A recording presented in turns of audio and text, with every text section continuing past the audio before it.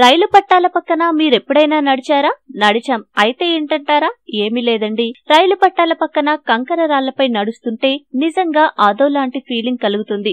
యమ వేగంగా దూసుకువచ్చే రైళ్ల చప్పుడుకు ఆ సమయంలో హడలిపోతాం. అయినా ట్రాక్ పై ఉండే రాళ్ల మీద నడవడం అంత ఆషామాషి కాదు. అయితే నిజానికి అసలు ట్రైన్ ట్రాక్స్ మధ్యలో, పక్కన, చుట్టూ ఆ మాటకొస్తే ట్రాక్ మొత్తం కంకర రాళ్లతో ఎందుకు నిండి ఉంటుందో తెలుసా? అసలు కంకర రాళ్లను ట్రాక్స్ కింద ఎందుకు పోస్తారో, వాటిని క్రమబద్ధంగా ఎందుకు అమరుస్తారో తెలుసా? అదే తెలుసుకుందాం. రైలు ట్రాక్ కింద చుట్టూ ఉండే కంకర రాళ్లను బల్లాస్ట్ అంటారు. అయితే ఇప్పుడంటే ట్రాక్స్ మధ్యలో కాంక్రీట్ దిమ్మలను ఏర్పాటు చేస్తున్నారు. కానీ ఒకప్పుడు చెక్క దిమ్మలు ఉండేవి. ఈ క్రమంలో కాంక్రీట్ అయినా చెక్క దిమ్మలైనా వాటిని స్లీపర్స్ తో ఒకదానికొకటి ఫిట్ చేస్తారు. దాంతో పాటు పట్టాలకు దిమ్మలను కూడా అమరుస్తారు. అయితే ఇలా అమర్చాక ఆ దిమ్మలు, పట్టాలు సరైన పొజిషన్ లో ఉండేందుకు గాను చుట్టూ, కింద కంకర రాళ్లను పోసి వాటిని సమం చేస్తారు. దీంతో పట్టాలు, దిమ్మలు, స్లీపర్స్ ఒకే స్థానంలో ఫిక్స్ అయి ఉంటాయి.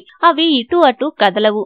మరి పట్టాల పక్కన కూడా కంకర రాళ్లను పోస్తారు కదా అంటే అందుకు కారణం ఉంది. సాధారణంగా రైల్వే ట్రాక్ మొత్తం భూమిపై కొంత ఎత్తులో కంకర రాళ్ల మీద ఏర్పాటు చేయబడి ఉంటుంది.